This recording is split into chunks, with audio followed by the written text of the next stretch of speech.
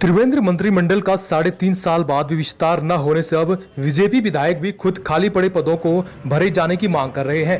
BJP विधायक राजेश शुक्ला का कहना मुख्यमंत्री जी का और हाईकमान का है। मैं मुझ समय हर विधायक चाहता है मंत्री बनूं, कौन नहीं चाहेगा। मैं तो मुख्यमंत्री को हरा गया, मैं भी चाहता हूँ है कि मैंने चुनाव में पूर्व मुख्यमंत्री हरीश रावत को हराया। ऐसे में मैं भी चाहता हूं कि मुझे भी जिम्मेदारी मिले, लेकिन इसका निर्णय पार्टी हाईकमान को लेना है। इस दौरान राजेश शुक्ला ने कहा कि किसी को भी मंत्री बनाया जाए, लेकिन पदों को खाली ना रखा जाए। कमिटमेंट्स भी होते हैं जो निभाने पड़ते हैं, तो उन सब चीज़ों के बीच में से जो भी हाईकमान का निर्णय होगा शिरोधार्य होगा। लेकिन मेरा ये जरूर मानना है कि रिक्त नहीं रहना चाहिए। रिक्त रहने की बजाय आप किसी को भी दें। बीजेपी के खानपुर विधायक कुंवर प्रणव सिंह चैंपियन की वापसी का मामला अब एक बार फिर जोर पकड़ता जा रहा है। इसको लेकर प्रदेश की विपक्षी पार्टियों ने राज्य सरकार के खिलाफ मोर्चा खोल दिया है। अब उत्तराखंड के हर राजनीतिक गलियारे में राज्य सरकार की जमकर निंदा हो रही है। इसी कड़ी में उत्तराखंड क्रांति दल के कार्यकर्ताओं ने भी राज्य सरकार का पुतला दहन किया और भाजपा के इस फैसले से नाराजगी जताते हुए कहा कि उत्तराखंड सरकार पहाड़ के लोगों का सम्मान करना नहीं जानती है। देखिए, भाजपा की सरकार ने 24 अगस्त को कुंवर चैंपियन को, जिसे उत्तराखंड के जनमानस देवभूमि के पवित्र लोगों को अपमानित करने वाले विधायक को 6 साल के लिए निष्कासित किया था, उसे 13 महीने में भाजपा सरकार ने बहाल कर दिया। भाजपा की सोच जो उसने 24 तारीख को दिखाई है, ये प्रतीत करती है कि भाजपा पहाड़ के लोगों का सम्मान करना नहीं जानती। 2 दिन पहले ही उत्तराखंड पुलिस के एक पुलिसकर्मी पर नाबालिग बच्ची से रेप का आरोप लगा था, जिससे पुलिस पर कई सवाल खड़े हुए। वहीं एक बार फिर एक और वायरल वीडियो ने पुलिस को शर्मसार कर दिया है। जी हां, ये वायरल वीडियो देहरादून के नेहरू कॉलोनी थाना क्षेत्र का है, जिसमें पुलिसकर्मी द्वारा एक महिला की हेलमेट से पिटाई की जा रही है। हालांकि इस पूरे मामले पर देहरादून का अरुण मोहन जोशी का कहना है कि मामला सामने आने के बाद इस पूरे प्रकरण की जांच की जा रही है। देखिए, इसमें ऑलरेडी रिपोर्ट मांगा है हमने और उसको अध्ययन कर रहे हैं, और जो भी इसमें कार्रवाई अपेक्षित होगी तो उस कार्रवाई हम करेंगे। और इसमें जो है बाकी इन्वेस्टिगेशन है वो भी चल रही है, उसमें जो भी फैक्ट सामने आएंगे उस तरह से कार्रवाई की जाएगी। इसमें नेहरू कॉलोनी थाना क्षेत्र की बात है, और इसमें जैसे मैंने आपको बताया कि इसमें ऑलरेडी रिपोर्ट हमने मंगाई है और उसको हम एग्जामिन करेंगे और जो भी कार्रवाई अपेक्षित होगी उस तरह से कार्रवाई की जाएगी।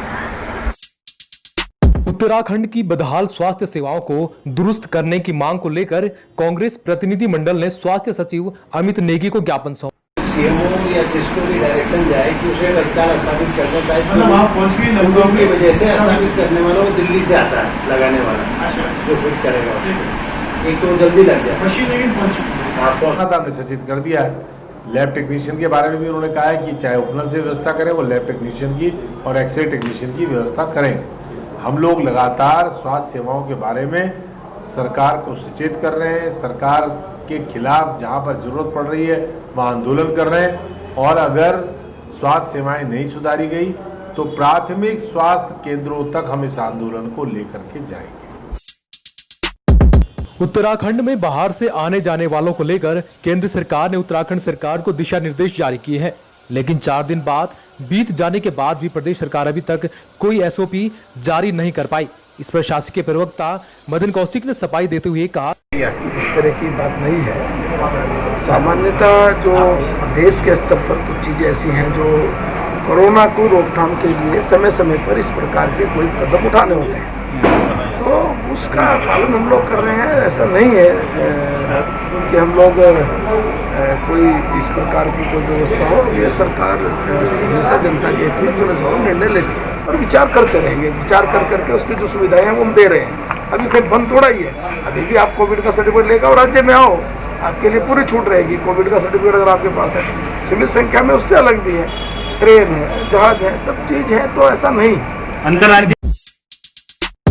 अगर आपके ड्राइविंग लाइसेंस के साथ ही गाड़ियों के परमिट, फिटनेस और पंजीकरण की वैधता 1 फरवरी 2020 को समाप्त हो चुकी है, तो इसको लेकर चिंता करने की जरूरत नहीं है।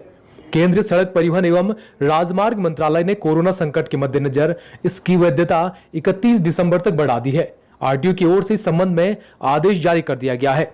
आरटीओ द्वारिका प्रसाद ने बताया कि कोरोना संकट के चलते यह फैसला लिया गया है।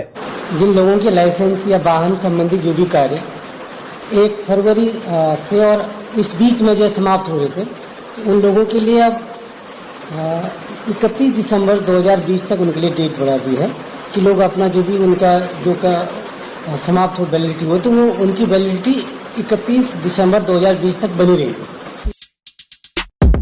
राज्यपाल बेबी रानी मौर्य ने प्रत्येक जिले में एक अनुसूचित जाति बाहुल्य ग्राम को मॉडल ग्राम बनाने की शुरुआत देहरादून के झाझरा ग्राम से की। उन्होंने उत्तराखंड की राज्यपाल के रूप में अपने 2 वर्ष भी आज पूरे किए हैं। राज्यपाल ने सहसपुर विधानसभा क्षेत्र के अंतर्गत झाझरा में राष्ट्रीय आजीविका मिशन के अंतर्गत निर्मित ग्राम संगठन के भवन और झाझरा जूनियर हाई स्कूल में स्मार्ट क्लास का लोकार्पण किया। उन्होंने गांव के 35 बच्चों को CSR के माध्यम से स्मार्टफोन भी वितरित किए। देखिए, आज 26 अगस्त को मेरे 2 साल के कार्यकाल के पूर्ण होने के अवसर पर मुझे खुशी है। मैं कुछ महिलाओं से भी मिली जो स्वयं सहायता समूह से जुड़ी हुई हैं और बहुत सफलता के साथ अपने कार्य को कर रही हैं। कोई वैन चलवा रही है, तो किसी का ब्यूटी पार्लर है, कोई सब्जी की काम कर रही है और आगे भी उनकी जो योजनाएं हैं महीने 2 महीने में जो पूर्ण होंगी, तो मुझे इस बात की खुशी है कि मैंने महिलाओं को जो उत्तराखंड की एक धुरी के रूप में रखा कि वो किस तरह उत्तराखंड की आर्थिकी में मदद करती है, वो मुझे आज साक्षात दिखाई दिया।